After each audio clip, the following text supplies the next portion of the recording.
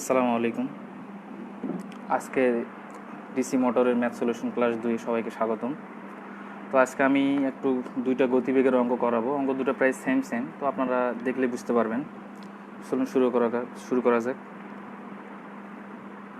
তো এখানে বলা আছে যে একটা 250 ভোল্ট ডিসি শান্ট মোটরের আর্মেচার রেজিস্ট্যান্স 0.25 ওহম, নো লোডে মোটরের আর্মেচার কারেন্ট 50 অ্যাম্পিয়ার দেওয়া আছে এবং 750 আরপিএমে ঘোরে।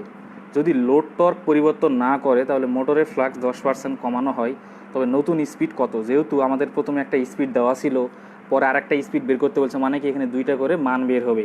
অর্থাৎ প্রথমে যদি ব্যাক ইএমএফ 1 হয় তাহলে দ্বিতীয় কী হবে, ব্যাক ইএমএফ 2। প্রথমে যদি ঘূর্ণন সংখ্যা 1 হয়, দ্বিতীয় ঘূর্ণন সংখ্যাটা আমাকে এই যে N2টা আমাকে বের করতে হবে।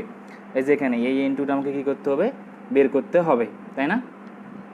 আমাকে এই দ্বিতীয় ঘূর্ণন সংখ্যার মানটা বের করতে হবে। তাহলে দ্বিতীয় ঘূর্ণন সংখ্যার মান বের করতে হলে কী করতে হবে, আপনাকে অনেকগুলো মান বের করতে হবে। প্রথমে কি দেওয়া আছে, 50 অ্যাম্পিয়ার আর্মেচার কারেন্ট দেওয়া আছে, তাহলে দ্বিতীয় আর্মেচার কারেন্টের মানটা আপনাকে বের করতে হবে। তার টর্ক, প্রথম টর্ক দ্বিতীয় টর্ক, যেহেতু দুইটা টর্ক বলছে যে কোনো পরিবর্তন নেই, মানে মনে করেন যে আপনি প্রথমে একটা রাস্তায় গেলেন, আপনি এখানে ব্যক্তি গেলেন, তারপর এখানে পৌঁছে গেলেন। এখন আপনাকে বলা হলো যে আপনি আবার ফিরে আসেন, তাহলে কি একই রাস্তাতে ফিরে আসলেন, মানে কি দুইটাই কি সেম রাস্তা। অর্থাৎ এখানে বলা হয়েছে যে যদি লোড টর্কটা পরিবর্তন না করা হয় তাহলে কি আমরা সত্য জানি, TA1 ইকুয়াল টু TA2, অর্থাৎ প্রথম টর্ক সমান দ্বিতীয় টর্ক। তাহলে টর্ক সমান আমরা কি জানি, ফ্লাক্স গুণিত আর্মেচার কারেন্ট। তাহলে দ্বিতীয় মানে কি এখানে 2 হবে, এখানেও 2 হবে। তাহলে আমাদের φ1 আর φ2টা একটু খেয়াল করি। বলছে যে মোটরের ফ্লাক্স 10% কমানো হয়, তাহলে ছিল হলো φ1। তাহলে এখান থেকে 10% মানে কি 100 থেকে যদি 10 বাদ দেয় আমি, কত থাকে, 90% কমানো হয়, মানে কি 0.951। অর্থাৎ এখান এই প্রথম ফ্লাক্সের 0.9 কমানো হয়। তাহলে এখানে যদি φ1 তো পরিবর্তন নেই, কিন্তু কোনটা পরিবর্তন হবে, φ2টা পরিবর্তন হবে। কেন? কারণ বলে দিয়েছে যে 10% কমানো হয়। এই যে এখানে বলা আছে যে 10% কমানো হয়, তাহলে 10% সমান কত, 100 থেকে 10 বাদ, তাহলে কি 90%। 90%কে যদি আমি ভাঙ্গাই তাহলে কি হয়, 0.9। তাহলে 0.9 কত দিলাম, এখানে φ2 জায়গায় কী হবে, φ1। যেহেতু বলছে যে ওই মোটরের ফ্লাক্সটা কমানো হয়, মানে এই φ1-এর থেকে এতটুকু কমানো হয়, এই জন্য এখানে কী দিলাম, φ1 দিলাম। তাহলে আর্মেচার কারেন্টের মান বসালাম। এখন এই φ1 ও φ1 কি হয়, বাদ যায়। তাহলে এখানে ক্যালকুলেশন করলে আমাকে দ্বিতীয় আর্মেচার কারেন্টের মান আসে কত, 55.55 অ্যাম্পিয়ার। এখন আমাদের সব থেকে কমন সূত্রটা আমরা জানি, কালকে আমি করাইছি এরকম একটা অঙ্ক। EB1 মানে কি প্রথম ব্যাক ইএমএফ ভাগ দ্বিতীয় ব্যাক ইএমএফ সমান ফ্লাক্স গুণিত ঘূর্ণন সংখ্যা, ফ্লাক্স দ্বিতীয় ফ্লাক্স গুণিত দ্বিতীয় ঘূর্ণন সংখ্যা। তাহলে আমি দেখতে পাচ্ছি যে এই সূত্রটা আমার কমন, তাই না? এই সূত্রটা আমার কি কমন। এখন আমাকে যেটা কাজ করতে হবে তা হলো যে EB1টা বের করতে হবে। তাহলে কি টোটাল ভোল্টেজ মাইনাস আমাকে আর্মেচার কারেন্ট গুণিত আর্মেচার রেজিস্ট্যান্স, তারপরে টোটাল ভোল্টেজ মাইনাস, অর্থাৎ দ্বিতীয় ব্যাক ইএমএফের ক্ষেত্রে কি এখানে দ্বিতীয় আর্মেচার কারেন্ট হবে, আর এখানে কি হবে, রেজিস্ট্যান্সটা বসাতে হবে। তাহলে এখানে φ1 সমান কত, φ1ই থাকবে, আর φ2 সমান 0.951, আর N1 এর মান কত বসাইছে এখানে 750। N2-র মানটা আমাকে কি করতে হবে, বের করতে হবে। তাহলে দেখতে পাচ্ছি এখানে যে ভিটি সমান কি 250 ভোল্ট, ওরা বলে দিয়েছে যে 250 ভোল্ট, এবং বলছে যে প্রথম আর্মেচার কারেন্ট কত ছিল, 50। আর্মেচার রেজিস্ট্যান্সের মান বসালাম, দ্বিতীয় আর্মেচার কারেন্টটা যেখানে আমি বের হয়েছে এটা আমি দিলাম, আর্মেচার রেজিস্ট্যান্সের মান বসালাম। আর টোটাল ভোল্টেজ কিন্তু কখনো চেঞ্জ হবে না, ভোল্টেজ আর আর্মেচার রেজিস্ট্যান্স কী হবে না, কখনো চেঞ্জ হবে না। আর এখানে ফ্লাক্সের মান অনুযায়ী কাটাকাটি করলাম যে এই মানটা আমার আসে। এখন এখান থেকে আমি কি বের করব, এখান থেকে আমাকে দ্বিতীয় ঘূর্ণন সংখ্যাটা বের করতে হবে। তাহলে কী হবে, এই দুটো ক্যালকুলেশন করতে হবে, তারপরে এগুলোর সঙ্গে আমাকে যা করার করতে হবে। তাহলে আমি কী পাবো, দ্বিতীয় ঘূর্ণন সংখ্যাটা পেয়ে যাবো। এটা হয়ে গেল আমার অ্যান্সার। অর্থাৎ আমাকে প্রথম কাজটা হলো যে এই সত্যটা আমাকে খেয়াল রাখতে হবে, যে বলছে লোড টর্ক পরিবর্তন না করে, মানে কি TA1 সমান কি TA2, তাহলে কি φ1 গুণিত IA1 সমান φ2 গুণিত IA2। তাহলে এখান থেকে IA2 বের হয়ে যাবে।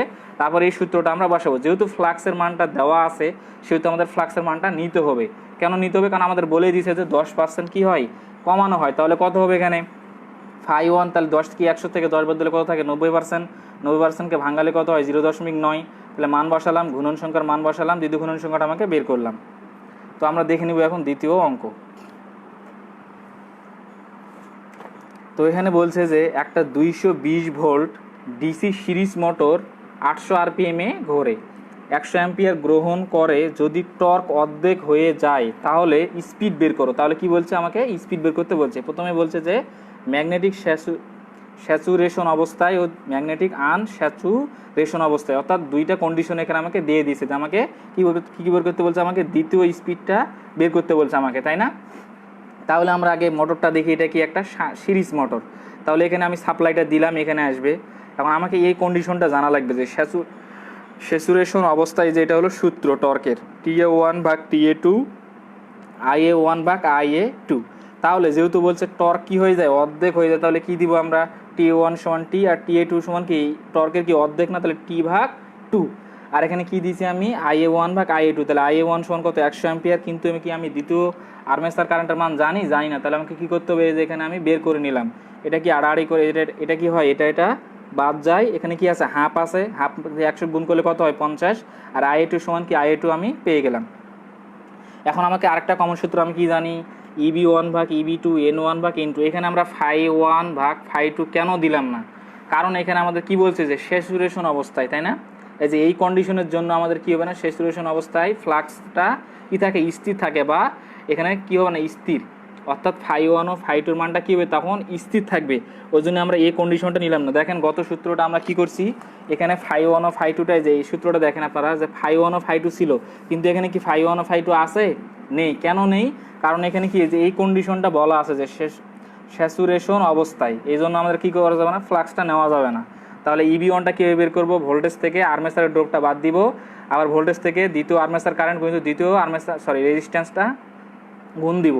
তাহলে আর্মেচার কারেন্ট কত আমি পেলাম, এই যে 50 অ্যাম্পিয়ারটা এখানে দিব, আর প্রথম তো দেওয়াই ছিল 100, এখানে মানটা বসালাম। তারপরে কি করলাম, এই মানগুলো আমি বসালাম। এখন N2 মান যেহেতু আমি জানি না, তাও এখানে রেখে দিব। আর N1 এর মান কত, 800 RPM ঘোরানো হয়। তাহলে N2 কত পাবো, এখানে এই দুটাকে আগে কী করবো, বিয়োগ করে যে মান পাবো তার সঙ্গে এটা আমি ক্যালকুলেশন করে N2 মানটা বের করব। অর্থাৎ আমাকে এই কন্ডিশনটা জানা লাগবে যে স্যাচুরেশন অবস্থায় কন্ডিশনটা কি বললাম, স্যাচুরেশন অবস্থায় কন্ডিশন কি, TA1/TA2 IA1/IA2। আরেকটা সূত্র কি, EB1/EB2 N1/N2। এখন EB1 EB2 মানটা এই সূত্রের সাহায্যে আমি পাবো। কি সূত্র, ভোল্টেজ মাইনাস আর্মেচারের ড্রপ, ভোল্টেজ মাইনাস আর্মেচারের ড্রপ। কিন্তু এখানে কি হবে, দ্বিতীয়, যেহেতু এখানে 2 আছে, সেহেতু এখানে কি হবে, দ্বিতীয় আর্মেচার কারেন্টটা হবে।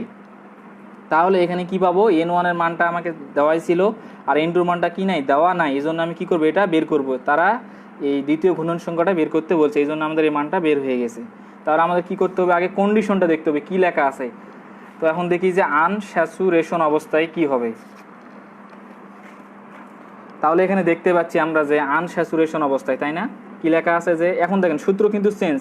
এর আগে কি ছিল, শুধু এই যে সূত্রটা ছিল, TA1/TA2 সমান কি IA1/IA2। কিন্তু এখন কি এটা আছে নাই, কি আছে দেখেন, যে স্কোয়ার দিয়েছি আমি। কিন্তু কেন স্কোয়ার দিয়েছি, কারণ আনস্যাচুরেশন অবস্থায় কি হয়, সিরিজ মোটরের মতো কাজ করে। আনস্যাচুরেশন মানে কি হবে, সিরিজ মোটর হয়ে যাবে তখন, অর্থাৎ তার কোনো চেঞ্জ নাই, ও যে মোটরে ছিল সে মোটরে থাকে যাবে। তাহলে আর সূত্র কি, প্রথম টর্ক ভাগ দ্বিতীয় টর্ক, প্রথম আর্মেচার কারেন্টের উপর বর্গ ভাগ দ্বিতীয় আর্মেচার কারেন্টের উপরে স্কোয়ার। তাহলে আমি যে আর্মেচার কারেন্টের মান দিলাম, এই যে স্কোয়ার ছিল স্কোয়ার দিলাম, যেহেতু টর্ক ঠিক থাকবে, দ্বিতীয় টর্ক কত হবে, অর্ধেক হয়ে যাবে। কি হয়েছে, এখানে বলছে যে অর্ধেক হয়ে যাবে, তাই আমি কি দিয়েছি, T/2। এখন এটা ক্যালকুলেশন করলে আমার কত আসে, দ্বিতীয় আর্মেচার কারেন্টের মান 70.71 অ্যাম্পিয়ার। এখানে দেখেন যে এই সূত্রটা কীভাবে আসলো, যে টর্ক সমানুপাতিক ফাই আই, আবার ফাই সমানুপাতিক কি IA। তাহলে এখানে যে ফাইয়ের জায়গা কি IA বসালে কি হয়, দুটো IA থাকে না, তাহলে কি IA স্কোয়ার। এখন আমার কাজ কি, যে এই কন্ডিশনটা, এখন দেখেন যে আবার এই যে চলে আসলো EB1/EB2 N1/N2 IA1/IA2। আমরা কি এখানে ফ্লাক্সটা নিলাই, যে এই সূত্রটা ছিল না, ফ্লাক্সটা কি হয়ে গেল দেখেন, এই যে আমি এখানে লিখে দিছি যে N1 φ1 সমান N2 φ2। তাহলে φ1 যেহেতু দেওয়া, ফ্লাক্সের মান যেহেতু কি নাই, দেওয়া নাই, তাহলে আমরা কি করব, IA1 IA2 বসাবো। এই জন্য আমি কি দিয়েছি এখানে, যে EB1/EB2 N1/N2 IA1/IA2। কিন্তু অনেক সময় যে আপনার IA1/IA2টা দেওয়া লাগে না, কেন দেওয়া লাগে না, কারণ তখন কি থাকে, তখন থাকে কি, তখন থাকে হলো তখন থাকে শুধু স্যাচুরেশন অবস্থায় থাকে। কিন্তু এখানে কি বলছে, আনস্যাচুরেশন বলা হয়েছে, এই জন্য আমাকে এই সূত্রটা মনে রাখতে হবে। অর্থাৎ স্যাচুরেশনের সময় এক সূত্র, আনস্যাচুরেশনের সময় আরেক সূত্র। তাহলে এটা কি, আনস্যাচুরেশনের সময় এই সূত্রটা আমাকে মনে রাখা লাগবে। তাহলে আমরা দেখতে পাচ্ছি যে EB1 সমান কি জানি, টোটাল ভোল্টেজ মাইনাস আর্মেচারের ড্রপ, টোটাল ভোল্টেজ মাইনাস দ্বিতীয় আর্মেচার কারেন্ট গুণিত আর্মেচার রেজিস্ট্যান্স। তাহলে ঘূর্ণন সংখ্যা সমান কত, 800। প্রথম আর্মেচার কারেন্টের মান কত 100 অ্যাম্পিয়ার। দ্বিতীয় ঘূর্ণন সংখ্যা কত এখানে, যেহেতু আমি জানি না তাই এখানে রেখে দিলাম। আর এখানে কি দিলাম যে দ্বিতীয় আর্মেচার কারেন্টের মানটা আমি জানি, কারণ আমি এখানে কি করছি বের করছি। তাহলে এখন সূত্র কি, টোটাল ভোল্টেজ মান কত 220 ভোল্ট, আর্মেচার কারেন্টের মান কত 100 অ্যাম্পিয়ার এবং আর্মেচার রেজিস্ট্যান্সের মান 0.1। আবার কি এখানে দ্বিতীয় আর্মেচার কারেন্টের মান কত 70.71। তারপরে যে মানগুলো আমি বসালাম এখান থেকে আমি কি করলাম দ্বিতীয় ঘূর্ণন সংখ্যার মানটা পেয়ে গেলাম। আমরা যদি এই মানগুলো জানি, আশা করি এটা সবাই পারবো আমরা ক্যালকুলেশনটা। আমরা কি জানি এই ক্যালকুলেশনটা আমরা সবাই পারবো। তাহলে দ্বিতীয় ঘূর্ণন সংখ্যা সমান আমরা এই মানটা পেয়ে গেলাম। তো আমার এটাই বের করতে বলছে, অর্থাৎ আমাকে কন্ডিশন দেখতে হবে যে আনস্যাচুরেশন আর হলো স্যাচুরেশন, এই দুইটা কন্ডিশনের সূত্র কিন্তু আলাদা আলাদা। এই সূত্রগুলো জানলে হয়ে যাবে।